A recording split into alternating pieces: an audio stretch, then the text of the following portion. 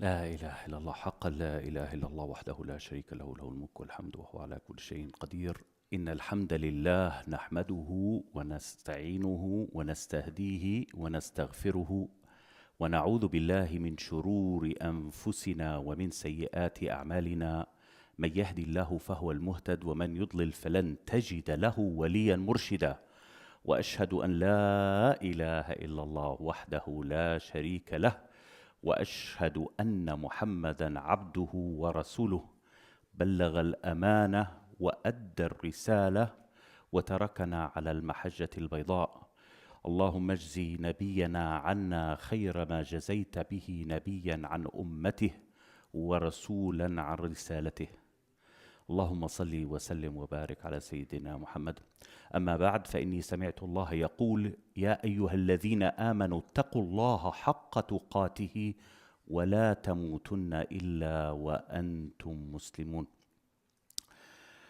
I have heard my Lord say, O you who believe, be conscientious, have taqwa, have remembrance of Allah in all your actions, and do not die but a Muslim. Ya Allah, do not take our souls on any other millah but your millah, millatul tawheed, millatul Sayyidina Ibrahim. Allahumma ameen. أما بعد إخوتي أحبتي نحن في شهر رمضان. We're in the month of Ramadan. And I just have a couple of reflections I wanted to run by you. I don't know if many of us know what is the big deal about Ramadan. I mean, when I say the word Ramadan, what's the first thing that comes up in our mind? The first thing that comes up in our mind, naturally, is fasting, right? Ramadan fasting. But the reality is, at the time of the Prophet, that's not what the Sahaba came when you say the word Ramadan. That's not what they thought of. Why? Because when was fasting prescribed in Ramadan? يا أيها الذين آمنوا كتب عليكم الصيام كما كتب على الذين من قبلكم لعلكم تتقون. O you who believe, fasting has been prescribed upon you like it was prescribed upon nations before you, so you may attain taqwa. When did this ayah come? Surah Al-Baqarah. The best estimation, it came up in the 14 and a half year of Al-Bi'tha. So, what does that mean? The first year of Ba'tha, the people in Mecca, all the Sahaba are waiting for Ramadan. It's Rajab, Sha'ban is coming, Ramadan is coming. We're almost at Ramadan, it's Ramadan. Wow, Ramadan is here. And now we're celebrating the whole days of restraining from doing bad things, backbiting, doing this, and the whole nights of praying and worshipping. And guess what? There's no fasting. 15 years. By the 15th year in Al-Medina, when fasting was prescribed. So what was the big deal? The big deal, as we all know, is this is the month where Allah has allowed for His book, not only the Quran, every other holy book was descended to the dunya heavens, to our skies, by Jibreel, bring it down, and slowly was put into pieces into the heart of our prophet downloaded through the process of wahi. So the big deal about Ramadan, when we say the word Ramadan, is Al-Quran. Okay, so let's go back to the ayah where it says, يا أيها الذين آمنوا كتب عليكم الصيام كما كتب على الذين من قبلكم لعلكم تتقون. Okay, so the main goal of this amazing boot camp, if I may allow you to share my reflection with you, is that it allows us, it's all about taqwa. Right? So we can preserve taqwa. So, and it's spelled out actually at the beginning of the surah. Alif Lam Mim كتب أعوذ بالله من الشيطان الرجيم بسم الله الرحمن الرحيم من سورة البقرة ألف لام ميم ذلك الكتاب لا ريب فيه هدى للمتقين or ذلك الكتاب لا ريب فيه هدى للمتقين الذين يؤمنون بالغيب ويقيمون الصلاة ومما رزقناهم ينفقون. So the Quran was sent out so we can get the guidance. Guidance for who? Al-Muttaqeen. Okay, and fasting was prescribed so we can achieve taqwa. And the Quran came down for the people who are striving to achieve taqwa, to give them what? To give them guidance. And how do you get the guidance? By doing يؤمنون بالغيب الذين يؤمنون بالغيب, those who believe in ghaib, ويقيمون الصلاة, those who have established their salah, ومما رزقناهم ينفقون, ومما رزقناهم ينفقون. So, Ramadan came to bring Quran. Quran came to the people. No, Ramadan came so we can get the taqwa. Taqwa can be attained by following the Quran that came into Ramadan in order to give us what? Guidance. One thing leads to the other. Hence the importance of this month and reviving this month. It's the amazing boot camp. But then what allows you to have that guidance? الذين يؤمنون بالغيب, those who believe in the ghaib, ويقيمون الصلاة, ومما رزقناهم ينفقون. Number 3, ومما رزقناهم ينفقون. So I wanted to, in the very limited time I have here, to focus on this why is infaq so essential that's mentioned in the first 3 ayahs of Surah Al-Baqarah, and it's tied up to both the Quran and to the Huda and to taqwa. So it prompts me to think, okay, so if we need to nunfiq what? Mal, money. We need to expend our money. So what does the Quran tell us about money? There's very basic 4 rules of money-related prescription, decisions, that the way that Quran and Islam views money. And it's very essential. I really wish that we could take this and teach this to our kids when they're actually 5 years old. I mean, not when they're long, because they will still get these concepts. So, the different rules the different rules of relating to money. What are the rules of money in Islam? How does Islam and Quran view money? Number 1, it views it as you are being the manager of the money. You're not the owner of the money. You are not the owner, which is very hard for us to believe. It's very hard for us to practice, but Quran wants to elevate us to that level. You're the middleman, money comes to you. The only way you can get that money is from getting it from others. How? By providing services or merchandise or whatever it is. Selling your time, selling your effort, selling your energy, selling your this. So you get it from others, and the only way to enjoy it is to give it to others. So you're just the middleman between the money coming in and the money coming out. Okay, so as a middleman, then you're really a manager, right? So the Quran uses the word of being a custodian of the money, a custodian. You really believe you got it? Okay, if you really believe this is your money, how comes there's so many people in Egypt, in Pakistan, in India, and Palestine who are much smarter than you, much more educated than you, and not making even 20% of what you are making? And struggling to put food on the table when it's very comfortable. We have to cut our diet from meat consumption and this and that because we're getting too much of the good stuff. Now it's bad for us.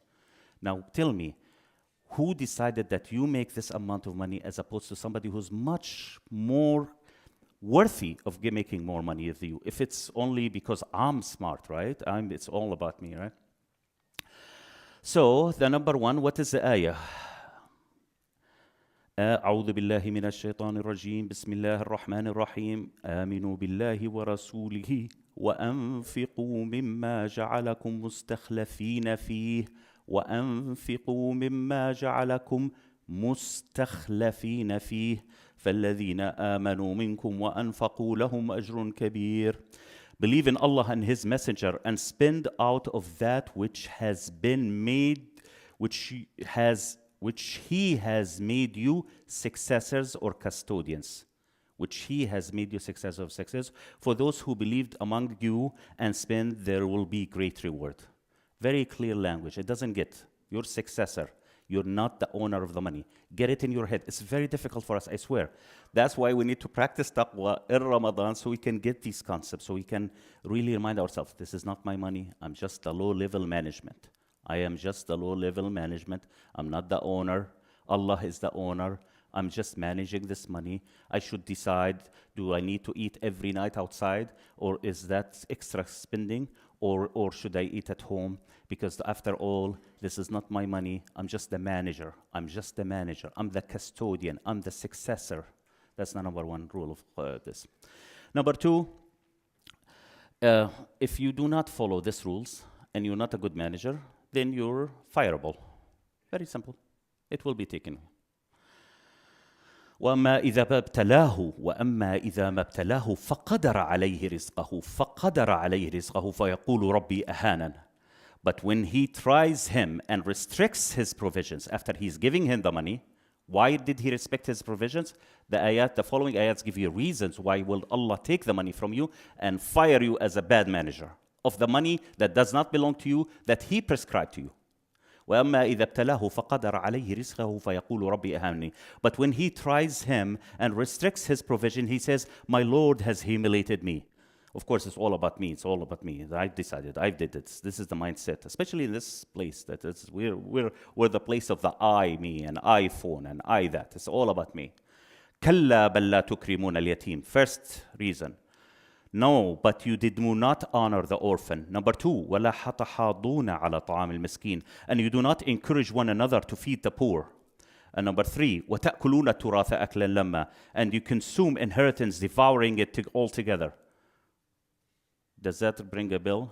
I swear to God, every other story I hear from people back home and back in the Middle East and the Far East and the Muslim countries is that, oh, he took the land of my sister because her husband is rich. And why should she take the land? It's okay. We're going to take your portion of the land. وَيَتَأْكُلُونَ التُّرَاثَ أَكْلًا لَمًّا. We're so, when that action is a reason for Allah to take the wealth from you. And number four, وَتُحِبُّونَ الْمَالَ حُبًّا جَمًّا. And I think this is probably the worst sin, our love, and you love the money so much of love, sincerity, and devotion. You have devotion for the money. And God knows we're in the land of the money in Silicon Valley, and God knows we love our money, and we love what our money purchases us. We all want to live the 3-bedroom, 3-bath, 2-car garage, in the suburbs, doing this and that. Subhanallah, that scares me. That mindset scares me. أقول قولي هذا واستغفر الله لي ولكم فاستغفروه يا أولي الألباب.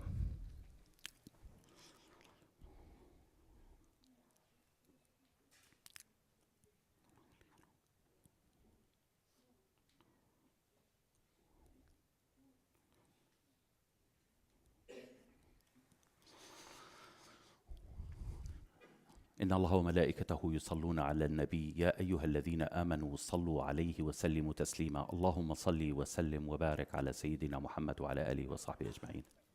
So we mentioned the two rules about money. You're a custodian, and if you're a manager, we'll fire you. Anyway, you're going to be fired at the end of your life, and we're going to take everything from you, not just 50% or 20% or restrict your provision. We're going to take all the provision, we're going to give it to somebody else, and in just 2-3 generations, you'll be lucky if they actually remember your name. They want to know your life stories. They don't know your struggle. They will not have an interest in learning what the hurdles you had to go through in order to accumulate the money. Actually, they won't even know your name. And this is true. Just I challenge for you to go 5-6 generations back. Probably 1 or 2 people will count how many generations can. We want that. Number 3, rules about money. Allahu yakhlifu al-mal. La ilaha illallah. قل إن ربي يبسط الرزق لمن يشاء من عباده ويقدر له وما أنفقتم من شيء فهو يخلفه وهو خير الرازقين. Say, indeed, my Lord extends provisions for whom he wills of his servants and restricts it for him. But whatever thing you spend in the cause, he will compensate it, and he is the best provider. Whatever cause you spend in this, he will compensate it. He will compensate it. I think the biggest thing about us is that when we struggle with our faith, when we're trying to reach that level of taqwa, is this. And that's why spending the money was mentioned as one of the 3 reasons of how to achieve guidance through taqwa. It has to get there because it's so difficult, right? It really is difficult. We really have to get it in our mind. Sadaqah does not deplete assets. Sadaqah increases assets. And it's hard because it's a concept. How does it? I had 100,000, I gave 15,000, now I have 85,000. How do you tell me that 85,000 is more than 100,000? And that's what faith is all about. And that's that struggle we go through for, is that really getting to believe in that. I'm just going to tell you, wallahi, if you partner with Allah, He will show you things you can't believe. I don't know about others, but I know about us. Four of us partnered with Allah, volunteers. And 3 years later, we look around and we have distributed over $19 million worth of food when the total assets for all of us doesn't even bring 1 million. How did we get the 19? Who gave us the 19? Because Allah has decided that I'm going to multiply the sadaqah you put in to an extent, and you will see it in this life before the life after. So I'm telling you from experience, I'm telling you, wallahi, Allah multiplies. Like that fear of I'm going to spend and lose it, I'm going to spend and lose it, and this.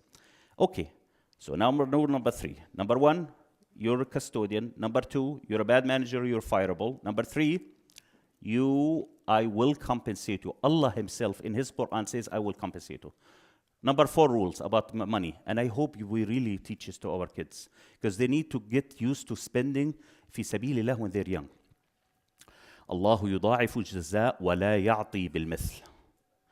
إن تقرضوا الله قرضا حسنا يضاعفه لكم ويغفر لكم والله شكور حليم.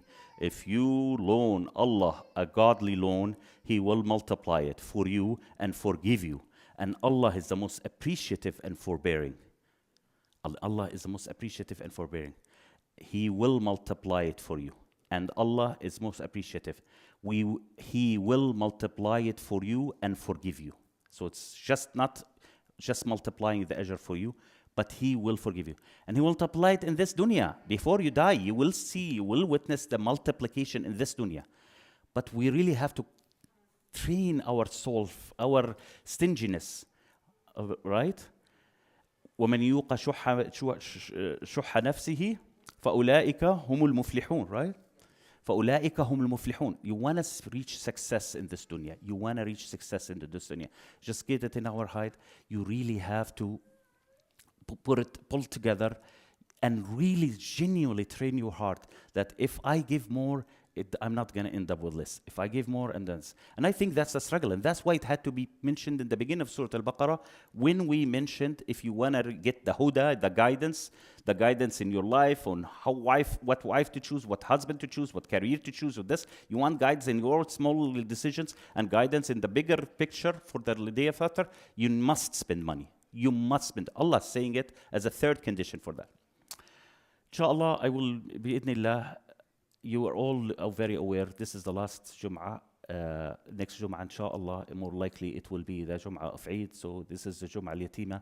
What a blessed day it is. What a blessed night last night was. I hope, inshallah, the next few nights will be as blessed. I just want to remind ourselves that, subhanallah, this place, as you know, was purchased on loans, like every other center in the Bay Area, with no exception. Like every other center in the Bay Area with no exception. And mashallah, we did very well here. I'm going to just spend 5 minutes to ask you at the very end. And inshallah, I'll leave early. I'll finish the prayer early. So we can have the time and effort and energy just to spend 5 minutes and try to get the last-ditch effort in collecting some funds towards the 600,000 that we need to pay by the end of the year. We only collected 100,000 through Ramadan. So inshallah, the hope was to collect 200,000 and throughout the year collect the rest. But inshallah, we will get anything we get today. Just this is an opportunity for us. Do not leave and run away without donating. Just donate, $100 if that's all you can do, $50. Just don't let the opportunity of spending for sabilillah, of expending for sabilillah, when He tells you that I'm not, just don't let that opportunity pass you by.